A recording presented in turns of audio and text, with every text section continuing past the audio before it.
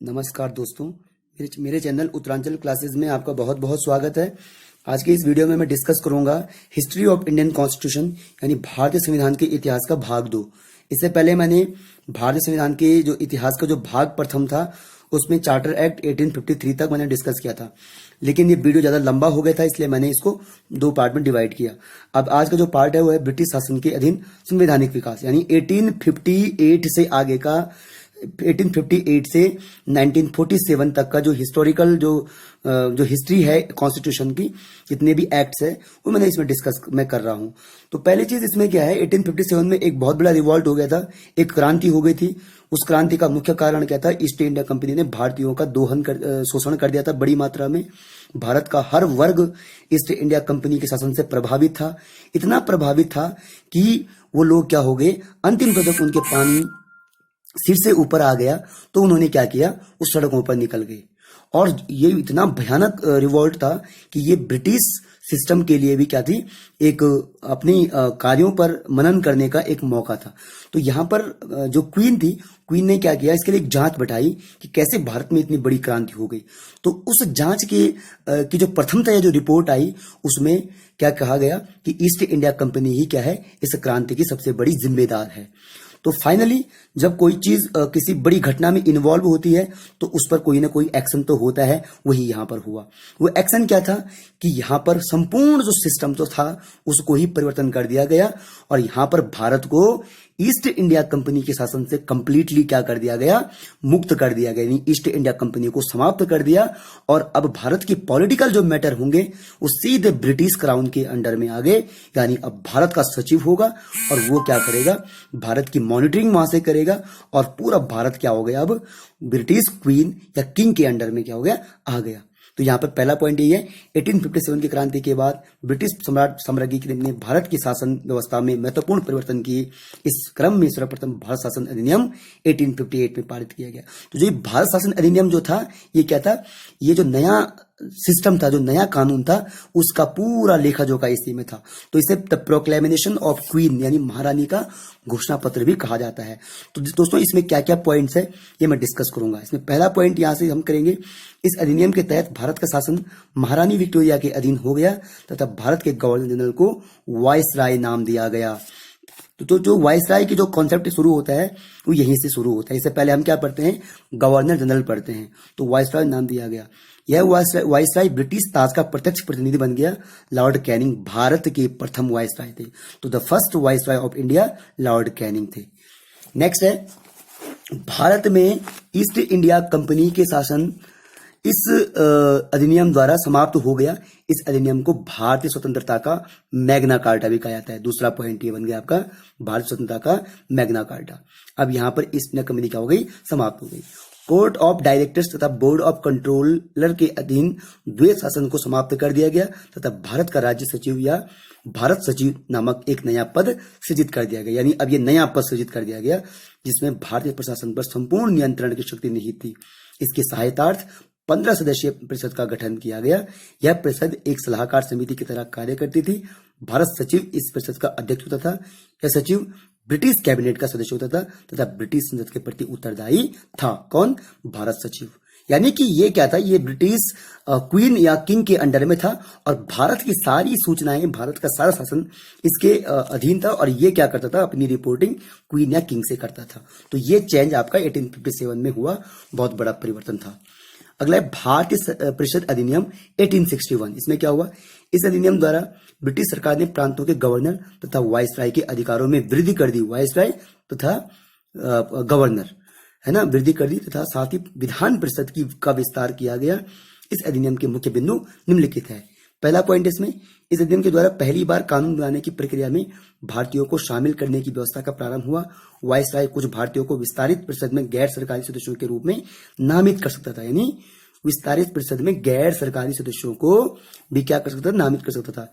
इस प्रकार नामित किए गए सदस्यों के विधायी कार्य से संबद्ध कार्य करने का जो अधिकार था वो वायसराय को क्या कर दिया गया, दे दिया गया, यानी उसके अधिकार में वृद्धि कर दी गई। गवर्नर जनरल की परिषद की विधायी शक्तियों का विकेंद्रीकरण यानी डिसेंट्रलाइजेशन करके उन्हें बंबई तथा मद्रास की सरकारों में निहित कर दिया गया। इस प्रकार 1773 ईस्वी के रेगुलेटिंग एक्ट से शुरू केंद्रीयकरण की प्रवृत्ति की इस अधिनियम द्वारा क्या कर दिया गया, इसे बदल दिया गया। यहाँ पे थोड़ा क्या कर दिया, जो विधान परिषद थी, आपकी विधायी पावर, जो लीगल पावर्स थी, उनको डिसेंट्रलाइज कर दिया गया और जो 1773 में थे उनको थोड़ा उनको अलग कर दिया गया। अगला यहाँ पर है विकेंद्रीकरण की इस प्रवृत्ति के कारण 1937 में प्रांतों को द्वारा पूर्ण आंतरिक स्वायत्तता क्या कर दी गई, प्राप्त की गई। गवर्नर जनरल की कार्यकारी परिषद का विस्तार कर दिया गया तथा उसमें एक 5वां सदस्य क्या कर दिया गया, सम्मिलित कर दिया गया। उसका न्यायविद होना आवश्यक था। इसके साथ ही विधि निर्माण हेतु गवर्नर जनरल की परिषद में 6 से 12 सदस्यों की वृद्धि की गई। इनका कार्यकाल 2 वर्ष निर्धारित किया गया। वायसराय को विशेषाधिकार वीटो की शक्ति प्राप्त थी तथा आपातकाल शक्ति से परिषद की संस्तुति के बिना अध्यादेश जारी करने की शक्ति उसे प्रदान की गई। ऐसे अध्यादेश की अवधि 6 माह तक होती थी, यानी 6 मंथ तक की ऑर्डिनेंस होती थी। तो ये इसमें 1861 में हुआ। अब अगला है भारतीय परिषद अधिनियम 1892। इसमें क्या किया गया, केंद्रीय एवं प्रांतीय विधान परिषदों का विस्तार किया गया तथा उनमें 8 से 20 सदस्य या नए सदस्यों की नियुक्ति की गई। इन नए सदस्यों में 40% गैर सरकारी होते थे, किंतु इन परिषदों में बहुमत सरकारी सदस्यों का ही रहता था। ये दूसरा पॉइंट आ गया। विधान परिषदों को प्रश्न पूछने व बजट का पर बहस करने का अधिकार सीमित रूप से दिया गया। आज भी क्या होता है कि बहस होती है, लेकिन आज तो अनलिमिटेड मतलब होती है, लेकिन उस टाइम पे कहते सीमित था। नेक्स्ट है सब परिषद वायसराय को विधान परिषद में वित्तीय विषयों, बजट आदि की विवेचना करने तथा प्रश्न पूछने के संबंध में नियम बनाने का अधिकार प्रदान किया गया, परंतु ऐसे नियमों पर सब परिषद भारत मंत्री की सहमति अनिवार्य थी। इनके अतिरिक्त प्रांतीय विधान परिषदों में गैर सरकारी सदस्यों को नियुक्त करने की शक्ति भी वायसराय को दे दी गई। इस पॉइंट में पूरा क्लियर काफी हो गया। इस अधिनियम का सबसे महत्वपूर्ण प्रावधान चुनाव पद्धति की शुरुआत होना था, यानी कि जो इलेक्शन सिस्टम था उसकी शुरुआत होना था। यद्यपि चुनाव शब्द का प्रयोग अधिनियम में नहीं किया गया, किंतु इस अधिनियम ने केंद्रीय और प्रांतीय विधान परिषदों में गैर सरकारी सदस्यों के लिए एक सीमित और परोक्ष चुनाव प्रक्रिया का प्रावधान किया। अगला इसमें है भारतीय परिषद अधिनियम 1909। ये ज्यादा इंपॉर्टेंट है। इसमें क्या है, मार्ले मिंटो सुधार के नाम से इसको जानते हैं। मार्ले मिंटो सुधार के नाम से प्रसिद्ध इस अधिनियम द्वारा परिषदों तथा उनके कार्यक्षेत्र का और अधिक विस्तार करके उन्हें अधिक प्रतिनिधिक एवं प्रभावी बनाने के उपाय किए गए। किसमें, 1909 का जो इंडियन जो काउंसिल एक्ट था, इसमें क्या क्या चीजें हुई, ये पॉइंट ज्यादा इंपॉर्टेंट नहीं है, यहां से डिस्कस करता हूं। सदस्यों को प्रश्न पूछने, स्थानीय संस्थाओं को कर्ज देने, अतिरिक्त अनुदान देने तथा नए कर लगाने से संबंधित प्रस्तावों को प्रस्तावित करने का भी अधिकार प्रदान किया गया। इसके साथ साथ सदस्यों को सार्वजनिक हित से संबंधित विषयों की विवेचना करने, प्रस्ताव पारित करने तथा उन पर मत विभाजन करने की मांग का अधिकार प्रदान किया गया। First point. सेकंड पॉइंट है पृथक निर्वाचन मंडल, यानी कि जो डिफरेंट इलेक्टोरल सिस्टम था वो क्या कर दिया गया, का गठन किया गया। इसके आधार पर मुस्लिमों के लिए, मेन क्या है, मुस्लिमों के लिए जो अलग निर्वाचन पद्धति थी वो इसी के द्वारा लाई गई। मुस्लिमों के लिए सांप्रदायिक प्रतिनिधित्व का प्रावधान किया गया। इसके अंतर्गत मुस्लिम सदस्यों का चुनाव मुस्लिम मतदाता ही कर सकते थे। परिषद में निर्वाचित होने वाले प्रतिनिधियों को वर्ग, समुदाय तथा हितों के आधार पर विभिन्न श्रेणियों में रखा गया। उदाहरण स्वरूप प्रांतीय विधान परिषद के चुनाव निर्वाचन हेतु 3 वर्गों, सामान्य, विशिष्ट एवं वर्ग विशेष तथा भू स्वामियों एवं व्यापार मंडलों की व्यवस्था की गई।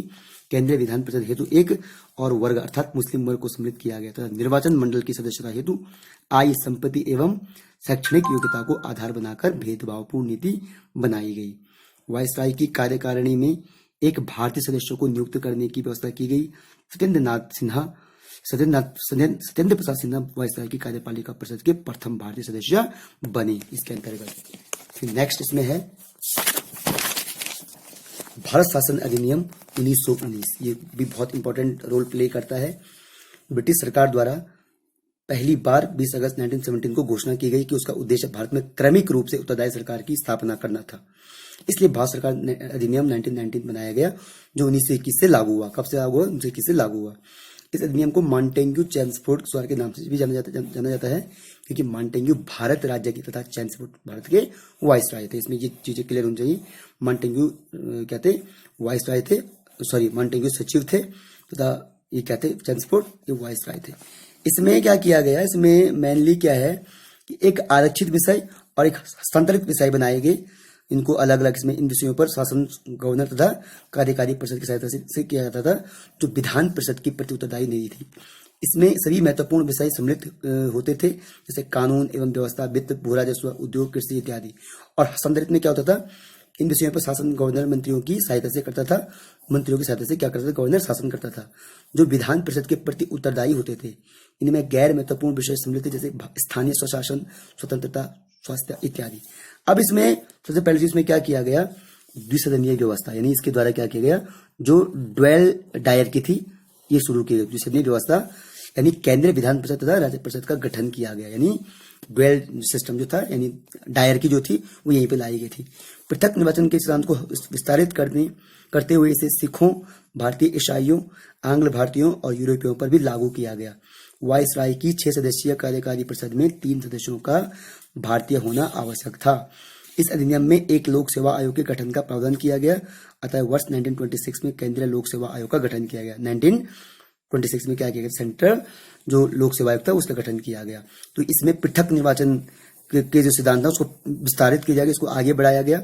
इसे सिखों, भारतीय ईसाइयों और आंग्ल भारतीयों पर भी लागू किया गया। अब इसमें इनको और ज्यादा ऐड कर दिया गया था। तो इसी में क्या हुई थी, डायर की शुरू हुई थी, द्वैत शासन, यानी कि जो प्रांत थे, प्रांतों में डायर की यानी द्वैत शासन क्या हो गए थे, प्रारंभ हो गया था। अब नेहरू रिपोर्ट हमें पता होगा, 1928 में नेहरू रिपोर्ट आई थी। साइमन कमीशन की नियुक्ति के समय भारत सचिव लॉर्ड बर्केड हेड ने भारतीयों के समक्ष चुनौती रखी थी कि वे एक ऐसा संविधान बनाकर तैयार करें जो सामान्यतः भारत के सभी लोगों को मान्य हो।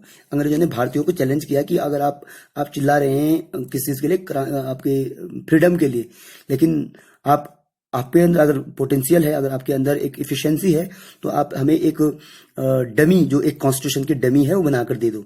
अगर आपको हमें उसमें लगेगा कि हाँ भाई आप कॉन्स्टिट्यूशन बनाने के लायक हो, या आप उसको मतलब उसके इम्प्लीमेंटेशन कर सकते हो, तो हम आपके लिए बनाएंगे।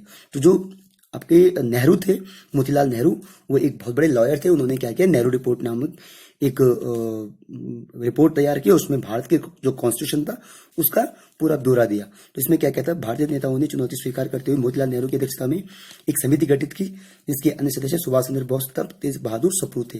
समिति ने अपनी रिपोर्ट 28 अगस्त 1928 को प्रस्तुत की, जिसे नेहरू रिपोर्ट के नाम से जाना जाता है।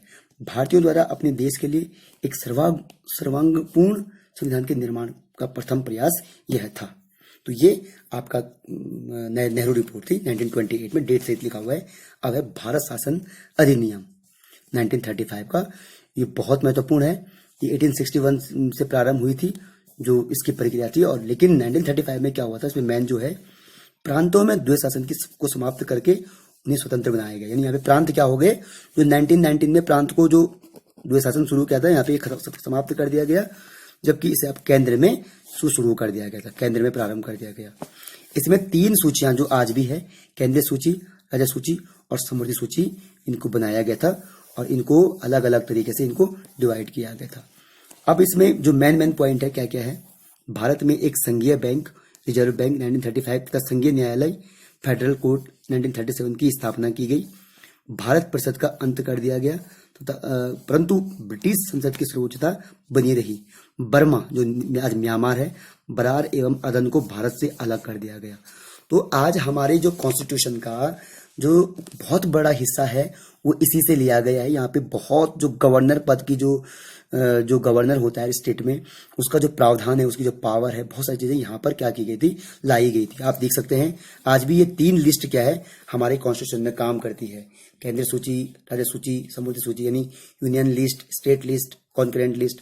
तो ये सारा 35 एक्ट से ही संबंधित है। अगला दोस्तों, इसमें अंतरिम सरकार, अब इसी के बेसिस पे अंतरिम सरकार 1946 बनाई गई थी। तो अंतरिम सरकार क्या थी, यानी एग्जीक्यूटिव, एक मतलब इंटरिम गवर्नमेंट थी, यानी जब तक इंडिया का कॉन्स्टिट्यूशन नहीं बन जाता है तब तक के लिए सरकार बनाई गई थी। अंतिम सरकार के सदस्य वायसराय की कार्यकारी परिषद के सदस्य थे। वायसराय परिषद का प्रमुख बना रहा जवाहरलाल नेहरू, इसका उपाध्यक्ष नियुक्त किया गया। अब इसमें ये मेंबर है, इनको अलग अलग काम दिया गया। जवाहरलाल नेहरू जो थे राष्ट्रमंडल एवं विदेशी मामले के अध्यक्ष थे। सरदार वल्लभ भाई पटेल गृह सूचना एवं प्रसारण मंत्रालय इनके पास दिया गया। डॉक्टर राजेंद्र प्रसाद के पास खाद्य एवं कृषि विभाग।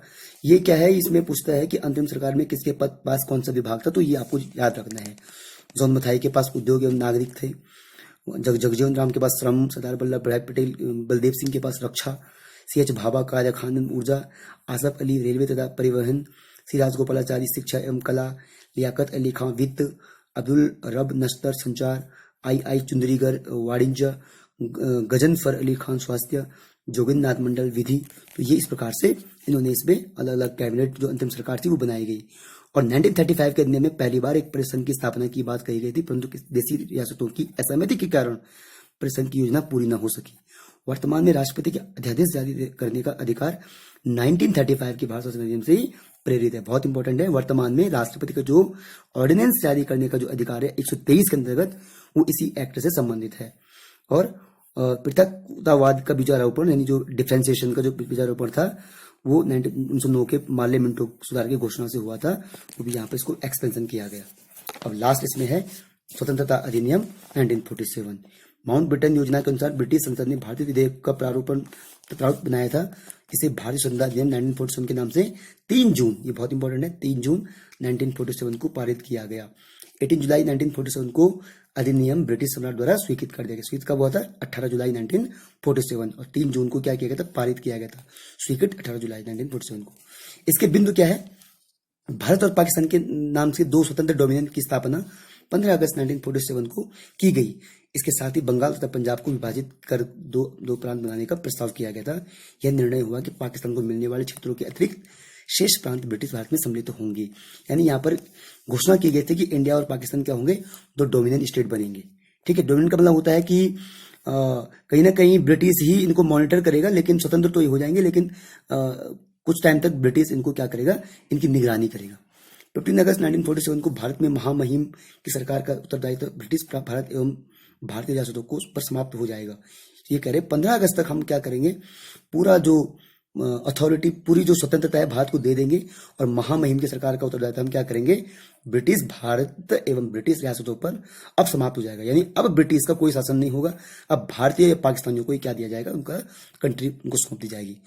दोनों डोमिनियन राज्यों को शासन चलाने में भारत सरकार अधिनियम 1935 तक सहयोग करेगा, जब तक वो अपने संविधान को अपना नहीं लेते। यानी ब्रिटिश तब तक इनको सपोर्ट करेगा जब तक ये अपना कॉन्स्टिट्यूशन नहीं बना लेते और उसको अपना नहीं लेते हैं। फिर प्रत्येक डोमिनियन के लिए महामहिम द्वारा नियुक्त पृथक गवर्नर जनरल होगा। स्वतंत्र भारत के प्रथम व अंतिम भारतीय गवर्नर जनरल सी राजगोपालाचारी बनाएगी। ये बहुत इंपॉर्टेंट है। भारतीय गवर्नर जनरल स्वतंत्रता के बाद सी राजगोपालाचारी यानी चक्रवर्ती राजगोपालाचारी। शाही उपाधि से भारत का सम्राट शब्द समाप्त किया जाएगा एवं महामहिम की सरकार तथा भारतीय राजाओं के मध्य हुई समस्त समझौते, संधियां एवं अनुबंध समाप्त हो जाएंगे। जो पहले हुए थे वो पूरे खत्म हो जाएंगे और नया रूल शुरू होगा, नई चीजें शुरू होंगी जो भारत और पाकिस्तान के अलग अलग देश बनने के उपरांत होंगे। और इस प्रकार के जो अधिनियम था, इस अधिनियम को क्रियान्वित करने के लिए गवर्नर जनरल को अस्थायी आदेश जारी करने का अधिकार बरकरार रखा गया, यानी जब तक इनका कॉन्स्टिट्यूशन नहीं बन जाता। तो स्वतंत्र भारत का जो पहला मंत्रिमंडल 1947 में स्थापित हुआ था, जो मंत्रिमंडल था, कैबिनेट था, वो क्या था? जवाहरलाल नेहरू थे, ये प्रधानमंत्री थे। राष्ट्रमंडल तथा विदेशी मामले, वैज्ञानिक शोध इनके अंडर में थे। सरदार वल्लभ भाई पटेल थे, गृह सूचना एवं प्रसारण मंत्री थे, बहुत बड़ा काम इनका था। राजेंद्र प्रसाद जी जो थे वो खाद्य एवं आपूर्ति कृषि विभाग। मौलाना अबुल कलाम आजाद शिक्षा मंत्री थे, मतलब स्वतंत्रता से पहले में जो कैबिनेट बनी थी। जॉन मथाई जो थे रेलवे एवं परिवहन। आर.के. षणमुगम शेट्टी वित्त मंत्री थे। Doctor B.R. अम्बेडकर विधि। जगजीवन राम श्रम। सरदार वल्लभ भाई पटेल रक्षा। राजकुमारी अमृत कौर भी थी, महिला भी थी। स्वास्थ्य मंत्रालय इनके पास था। C.H. भाभा वाणिज्य। रफी अहमद किदवई संचार। डॉक्टर श्यामा प्रसाद मुखर्जी उद्योग एवं आपूर्ति। V.N. गॉडगिल कार्य खान एवं ऊर्जा। तो इस प्रकार से ये अंतरिम कैबिनेट बनाया गया और फाइनली 15 अगस्त 1947 को इंडिया फ्रीडम हो गया और 26 नवंबर 1949 को इंडियन कॉन्स्टिट्यूशन बनकर तैयार हुआ और 26 जनवरी 1950 को इंडिया का कॉन्स्टिट्यूशन लॉन्च हो गया और भारत का अपना गणतंत्र तैयार हो गया। और उस प्रकार से ये एक्ट्स वहीं तक आगे रहे और उसके बाद भारत का जो अगला शासन था वो प्रारंभ हुआ। तो दोस्तों, अगर आपको ये वीडियो पसंद आया हो तो लाइक, शेयर और सब्सक्राइब करना ना भूलें। तब तक के लिए थैंक यू।